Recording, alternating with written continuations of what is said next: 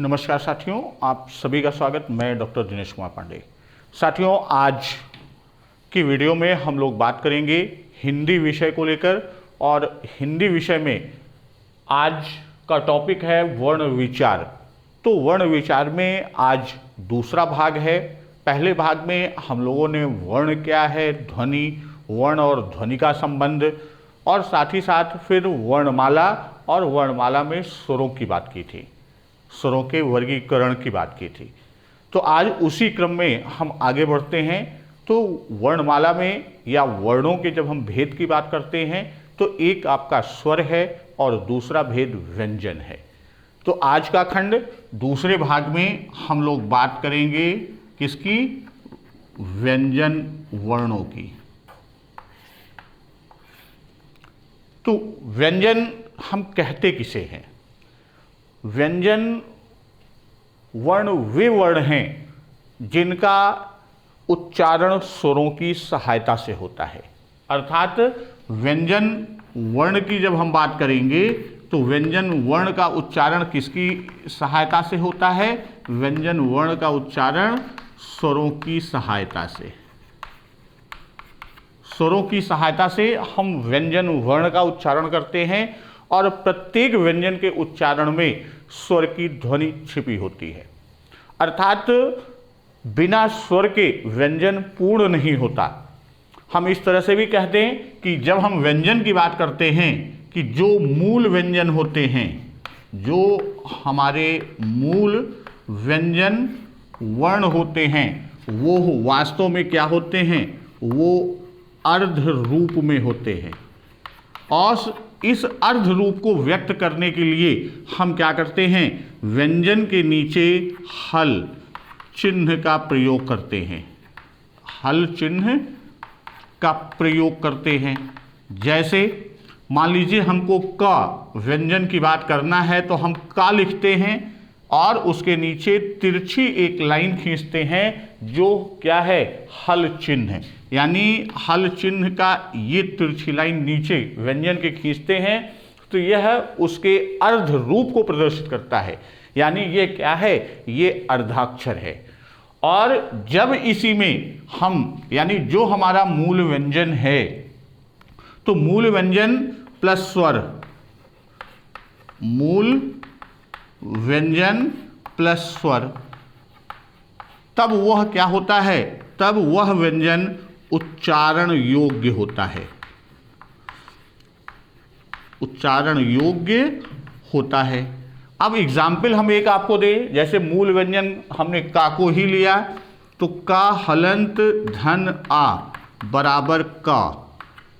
उसी तरह का हलंत धन दीर्घ आ बराबर का, या का हलंत धन ई बराबर की। तो इस तरह पहले व्यंजन की चर्चा, उसके विभेद में हम जाएं तो व्यंजन कहते किसे हैं हमने ये समझा। क्या है कि व्यंजन वर्ण वे वर्ण हैं जिनका उच्चारण स्वरों की सहायता से होता है, और प्रत्येक व्यंजन के उच्चारण में यानी हमें मात्रा का प्रयोग नहीं करना है, फिर भी प्रत्येक व्यंजन में हम क्या करते हैं? स्वर, प्रत्येक व्यंजन में स्वर का उपयोग करते हैं, क्योंकि बिना स्वर की सहायता के हम व्यंजन को उच्चरित ही नहीं कर सकते। और सामान्य रूप में देखा जाए तो प्रत्येक व्यंजन में आ स्वर समाहित होता है। अब यहां पर जब हम व्यंजन की बात आगे चलते हैं कि व्यंजन के क्रम में हम आगे बात करें कि व्यंजन का हमने देख लिया कि व्यंजन कहते किसे हैं, व्यंजन को हम उच्चरित करते हैं, तो उच्चारण में क्या हमको सहायता की जरूरत पड़ती है। तो अब यहां पर हम व्यंजन वर्ण के विभेद की बात करते हैं। तो व्यंजन वर्णों का जब हम विभेद करते हैं तो सामान्यतः देखा जाए तो जो हमारे मूल व्यंजन हैं, जो हमारे मूल व्यंजन हिंदी वर्णमाला के, तो मूल व्यंजनों में ये आपके 3 खंड में विभाजित होते हैं। मूल व्यंजन 3 खंडों में विभाजित होते हैं। पहला हम कहते हैं स्पर्शी या वर्गीय व्यंजन। पहला आपका क्या है? स्पर्शी या वर्गीय व्यंजन, दूसरा आपका अंतस्थ व्यंजन और तीसरा आपका संघर्षी व्यंजन। तीसरा क्या है? संघर्षी व्यंजन। तो ये तीन हमारे मूल व्यंजन के भेद हैं या इनके तीन प्रकार हैं। हम एक एक प्रकार के क्रम को लेके चलते हैं। तो सबसे पहले हम ये बता दें आपको कि व्यंजन जो आपके होते हैं तो वो व्यंजन आपके कंठ से होते हुए आपके ओष्ठ तक आते हैं और विभिन्न स्थानों पर, यानी हमारा जो वाग्यंत्र है कंठ से लेकर और ओष्ठ या नासिका तक, उसके जो विभिन्न भाग हैं, कंठ है, तालु है, मूर्धा है, दंत है, ओष्ठ है, नासिका है, तो इन सब में कहीं स्पर्श होगा, कहीं अवरोध होगा, कहीं घर्षण होगा या कंपन। इनके आधार पर हम इन वर्णों को या यूं कह दें कि इन ध्वनियों को हम विभिन्न भेद या विभिन्न प्रकार या विभिन्न अनुक्रम में हम व्यवस्थित करते हैं। तो यहां हम सबसे पहले बात किसकी करने चल रहे हैं? स्पर्शी या वर्गीय व्यंजन। तो जो स्पर्शी व्यंजन है या उसी को हम स्पर्श व्यंजन भी कहते हैं, तो उस स्पर्श व्यंजन की जब हम बात करते हैं तो देखा जाए तो स्पर्श में पीछे से आगे की ओर जाने का क्रम होता है। जैसे मान लीजिए हम बात कर रहे हैं,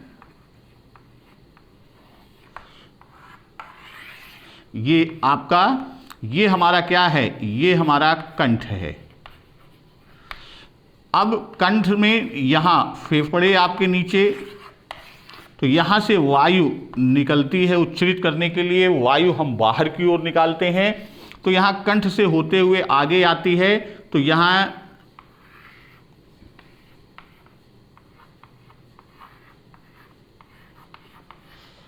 ये भाग हमारा बनता है।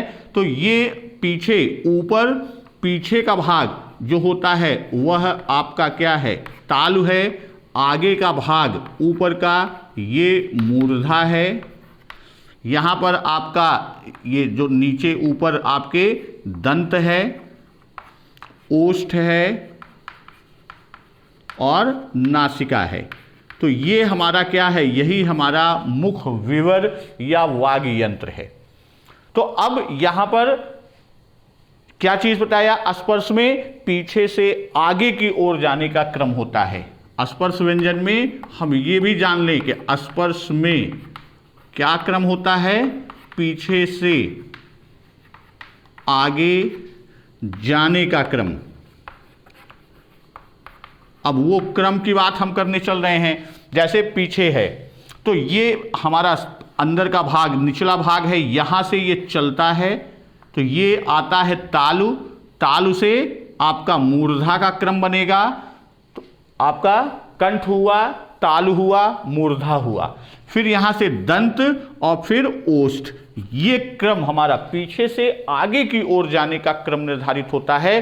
तो जो हमारे स्पर्श व्यंजन कहें या इसी को हम वर्गीय व्यंजन भी कहते हैं, तो इसमें 5 स्थानों से स्पर्श करके उनका एक समूह बनता है जिसे हम स्पर्शी या एक वर्ग की संरचना करता है, हम उसे वर्गीय व्यंजन कहते हैं। तो ये 5 क्रम आपके यही होंगे: कंठ, तालु, मूर्धा, ओष्ठ और नासिका। कौन कौन से? पहला कंठ, फिर तालु, मूर्धा, कंठ हो गया, तालु, मूर्धा, दंत और ओष्ठ। ये 5 स्थान से होकर निकलता है। तो यही हमारे व्यंजन का स्पर्श में क्रम भी होता है। अब कंठ में हमारा क्या आता है? का वर्ग। तालु में चा वर्ग और टा वर्ग जो है वो आएगा हमारा किसमें? टा वर्ग आएगा मूर्धा में और ता वर्ग आएगा आपका दंत में और पा वर्ग जो है वह आपका आएगा ओष्ठ में। और हम जानते हैं कि प्रत्येक वर्ग में 5 व्यंजन होते हैं। जैसे का वर्ग है तो का वर्ग में का, खा, ग, घ और अंगा। उसी तरह चा वर्ग में आपका चा, छा, जा, झा, या। फिर टा वर्ग में टा, ठा, डा, ढा, ण। ता वर्ग में आपका ता, था, दा, धा और ना। पा वर्ग में पा, फा, बा, भा और मा।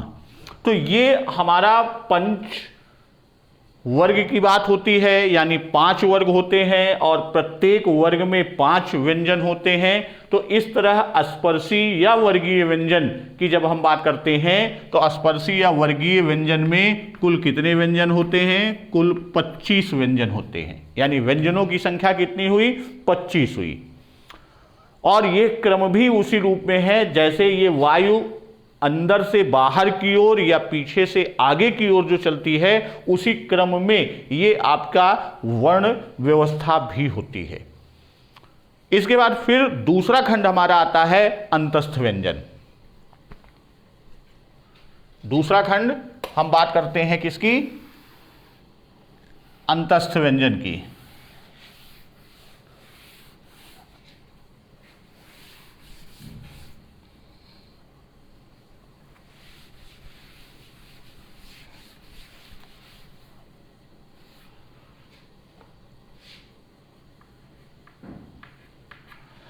तो दूसरा भेद मूल व्यंजन में अंतस्थ व्यंजन। तो अंतस्थ व्यंजन की जब हम बात करते हैं तो इनका उच्चारण स्वर व व्यंजन के मध्य स्थित होता है। वास्तव में देखा जाए तो इसको जब हम उच्चरित करते हैं, इसमें 4 वर्ण, 4 व्यंजन आते हैं। कौन कौन से? या, रा, ला और वा। ये 4 व्यंजन आपके किस में आते हैं? अंतस्थ व्यंजन में। आप इसका उच्चारण करिए, य, र, ल, व। तो ये आप उच्चारण करेंगे तो इसमें आप देखिए वायु अंतस्थ में रुक रही है।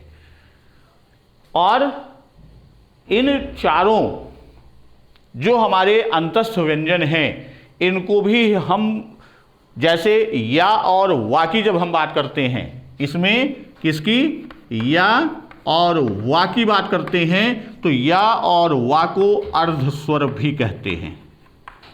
इसको हम क्या कहते हैं? या और वा को अर्ध स्वर भी कहते हैं। क्यों?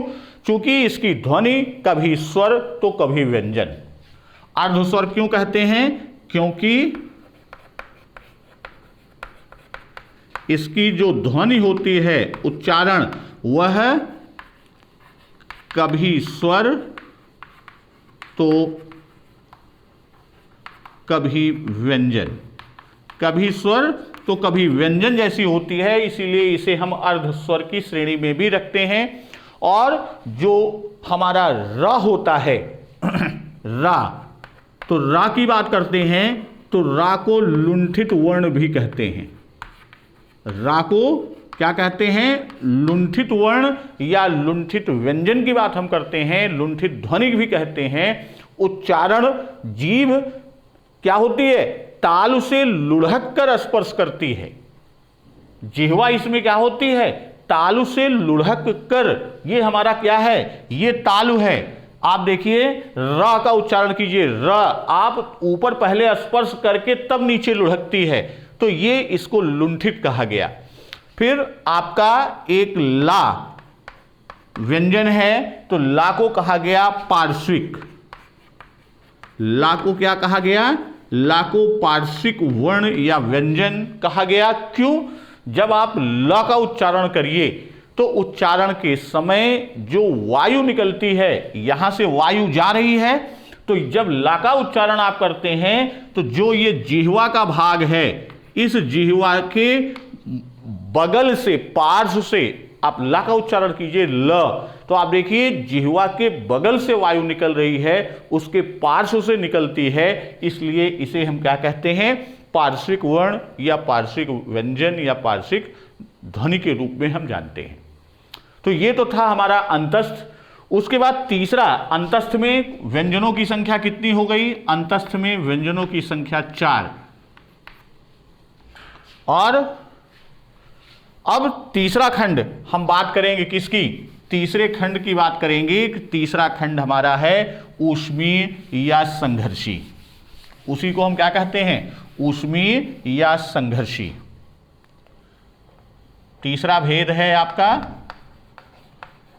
ऊष्मीय या संघर्षी। हम ऊष्मीय या संघर्षी, इसमें आपके 3 व्यंजन हैं, स, स और हा। यहां पर ये बीच में आपका आ जाता है, यानी तीनों श और हा। इसको सही रूप में ही लिख दें, नहीं तो ये त्रुटि आप भी करेंगे। श, स और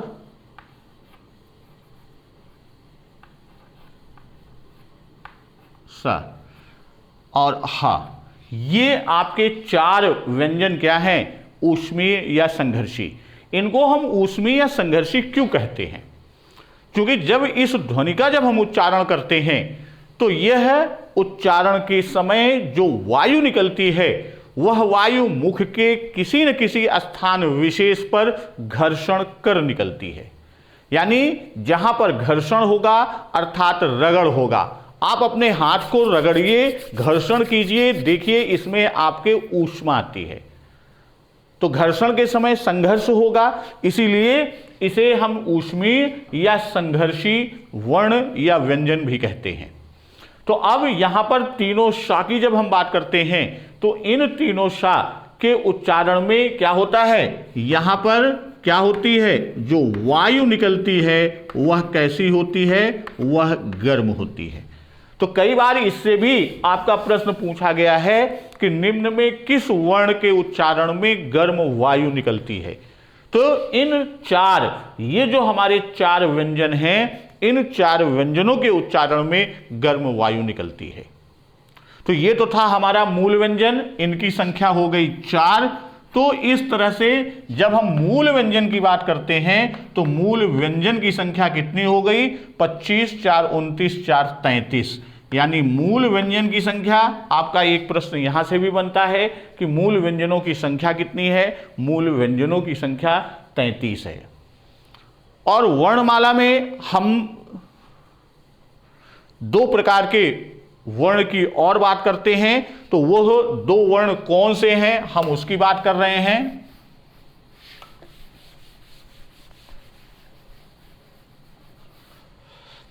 एक तो हमारा आता है संयुक्ताक्षर या संयुक्त व्यंजन।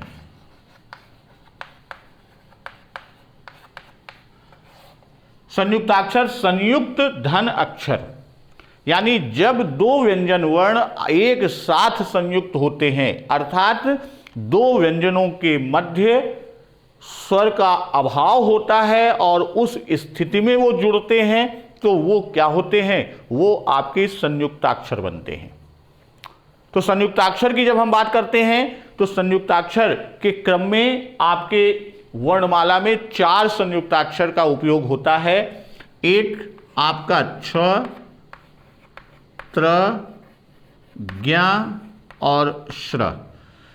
अब यहां पर देखिए, हम यहां पर हलंत का प्रयोग नहीं किए हैं। इसका मतलब कि जो ये संयुक्त रूप है, अब ये छा किन 2 व्यंजन का योग है, ये का और शा का योग है। अब यहां हलंत नहीं है तो इसका मतलब इसमें आ सम्मिलित है। मैंने शुरू में ही बताया था कि व्यंजन वर्ण स्वरों की सहायता, जहां कोई मात्रा नहीं है तो वहां आ का सम्मिलन है, आ का मिलन है या आ समाहित है।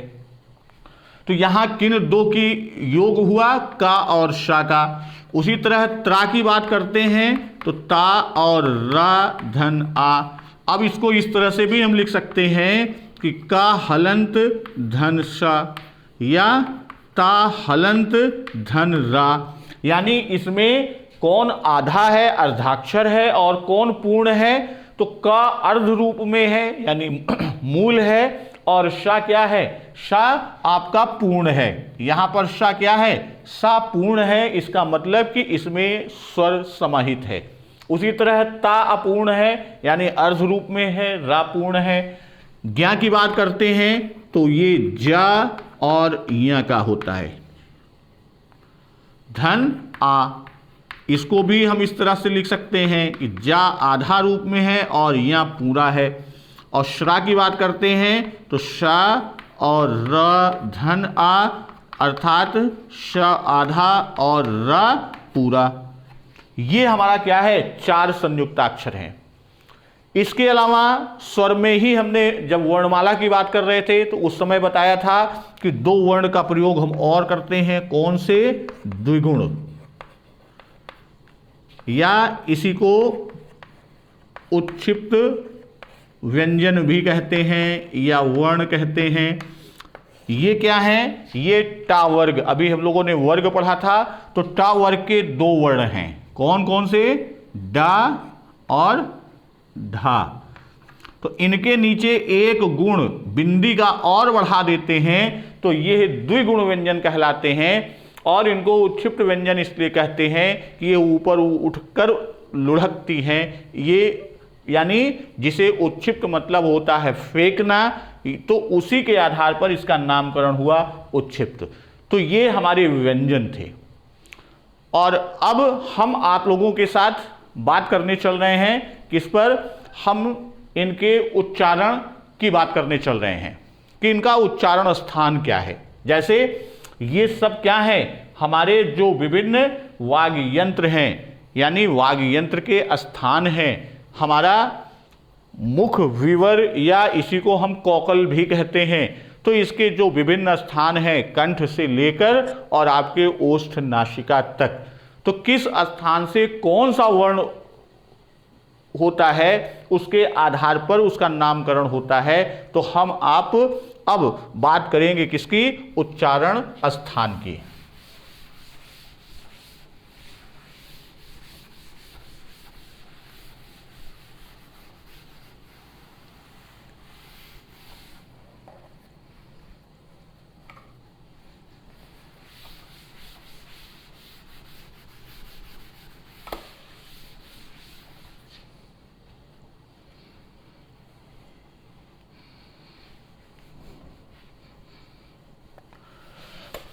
तब तक आप लोग भी कुछ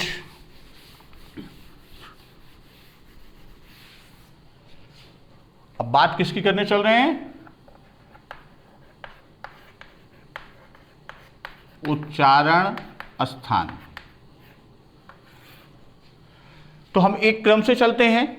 हम सबसे पहले बात किसकी करने चल रहे हैं, हम एक एक स्वर और व्यंजन के क्रम से ही आगे की ओर बढ़ते हैं। तो सबसे पहले हम बात करते हैं, जब स्वरों की बात करते हैं तो स्वर में आपका आ ह्रस्व हो या दीर्घ आ हो, इसका उच्चारण स्थान कहाँ है, इसका उच्चारण स्थान कंठ है। इसलिए इसे हम क्या कहते हैं, इसे कंठ वर्ण कहते हैं। उसके बाद ई का रूप है, ई ह्रस्व है या दीर्घ है। ई का उच्चारण स्थान तालु है, अर्थात इसको हम क्या कहेंगे, इसको कहेंगे तालव्य वर्ण या स्वर। फिर ई के बाद आपका क्या आता है, ऊ। ऊ जो है ह्रस्व हो या दीर्घ हो तो ऊ कहां से आएगा, ओष्ठ। ऊ का उच्चारण स्थान कहां से है, ऊ का उच्चारण स्थान ओष्ठ से है। तो ये क्या कहलाएगा, ये कहलाएगा ओष्ठ वर्ण या स्वर।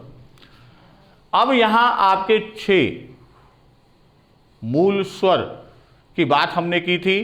तो मूल स्वर जैसा बताया कि पंडित कामता प्रसाद गुरु जी ने 10 मूल स्वरों की बात की है, तो हम यहाँ पहले 10 मूल स्वर की बात करते हैं। तो 6 हमने कर लिया, अब हमारे बचे 4। कौन कौन से? ए ऐ और ओ औ। तो अगर आप देखिए ए ऐ और ओ औ, तो ये किस रूप में आया? ए का योग ह्रस्व या दीर्घ आ से ई का योग होता है, तो ये ए में परिवर्तित होता है। उसी तरह ओ जो है वह किसमें? आ ह्रस्व या दीर्घ का योग ऊ ह्रस्व या दीर्घ से होता है, तो ये ओ में परिवर्तित होता है। और फिर वृद्धि रूप में ऐ और औ का रूप आता है। तो यहां आप ये देखिए कि आ कहां से है?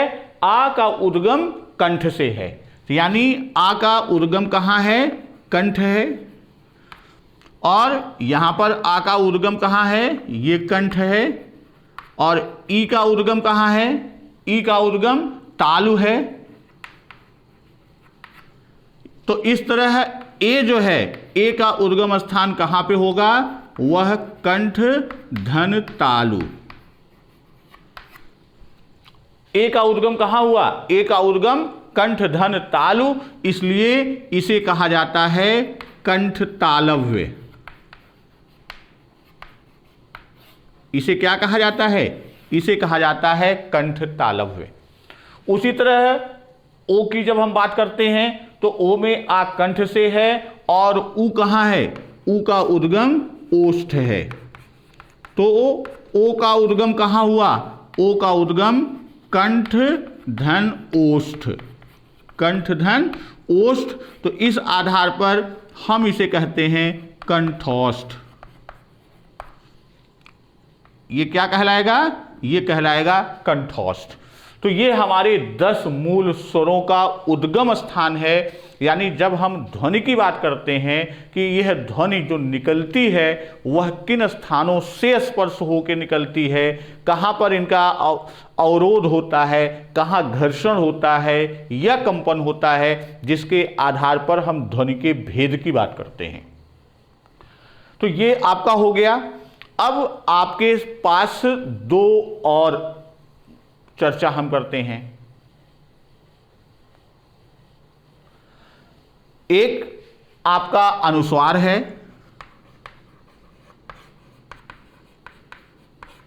और एक आपका विसर्ग है। अनुस्वार अंग और विसर्ग विसर्ग में आ। तो अब इनका भी हम बात कर लें। तो जब हम अनुस्वार की बात करते हैं कि वास्तव में देखा जाए तो यह क्या होता है? अनुस्वार यह स्वर के बाद आने वाली व्यंजन ध्वनि है। अनुस्वार है क्या वास्तव में? यह स्वर के बाद आने वाली व्यंजन ध्वनि है। स्वर के बाद आने वाली व्यंजन ध्वनि है। स्वर के पश्चात ये ध्वनि आती है और जिसकी ध्वनि कहां से निकलती है? जिसकी ध्वनि नाक से अधिक निकलती है। ये कहां से निकलती है? नासिका। तो इसलिए इसे क्या कहा जाता है? अनुस्वार को नासिक वर्ण। फिर आपका आता है विसर्ग अह। तो अनुस्वार की तरह विसर्ग भी स्वर के बाद आता है। विसर्ग क्या होता है? यह भी स्वर के बाद आता है। यह भी स्वर के बाद आता है। और जब हम विसर्ग की बात करते हैं तो इसका उच्चारण ह की तरह होता है। विसर्ग का उच्चारण की जब हम बात करेंगे तो कहेंगे कि इसका उच्चारण अर्थात विसर्ग का उच्चारण किसकी तरह होता है? ह की तरह होता है।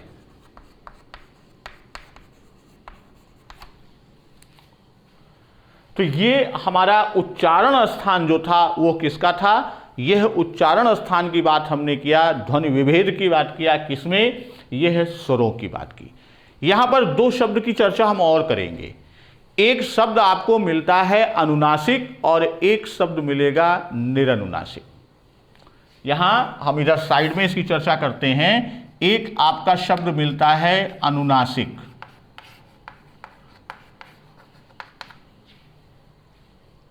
अनुसार और अनुनासिक में अंतर भी कई बार पूछा है। तो अनुनासिक क्या है? नाक से बहुत कम वायु निकलती है जबकि मुंह से अधिक वायु निकलती है। अनुनासिक में क्या है? इसमें नाक से कम व मुंह से अधिक वायु, मुंह से क्या होता है? मुंह से अधिक वायु निकलती है। तो इसमें यहां पे क्या था? अनुसार में नासिका से मुंह ज्यादा निकलती है, वायु ज्यादा निकलती है, मुंह से कम निकलती है।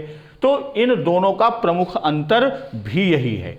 अब यहां हम ये कहें कि तत्सम शब्दों में जब हम इन दोनों की बात करें, इसकी और अनुनासिकता की बात, अनुसार और अनुनासिक की बात हम करते हैं, तो तत्सम शब्दों में अनुस्वार और तद्भव रूपों में अनुनासिक का प्रयोग होता है। अनुनासिक का मतलब क्या? अनुसार का क्या है? ये ऊपर बिंदी, और अनुनासिक का आशय है ऊपर चंद्र बिंदी। तो अनुनासिक का प्रयोग कहाँ होता है? इसका प्रयोग तद्भव शब्दों में होता है। और अनुसार का प्रयोग कहाँ होता है? अनुसार का प्रयोग तत्सम शब्दों में होता है। अब एक शब्द और आपको मिलता है, वो शब्द क्या है? वह शब्द है निरनुनासिक। एक शब्द इस पर भी कभी कभी प्रश्न मिल जाता है, यानी जिन स्वरों के उच्चारण में वायु केवल मुंह से निकलती है उन्हें हम निरनुनासिक कहते हैं। जिन स्वरों के उच्चार, स्वरों की बात यहां ये विशेष ध्यान रखिएगा, जिन स्वरों के उच्चारण में वायु कहां से निकलती है? केवल मुंह से निकलती है। इसको इस तरह से, जिन स्वरों के उच्चारण में वायु केवल मुंह से निकलती है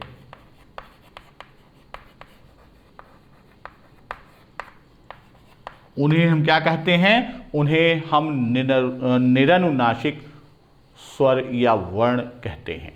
जैसे अ, इ, उ, ये आप देखिए केवल मुंह से वायु निकल रही है।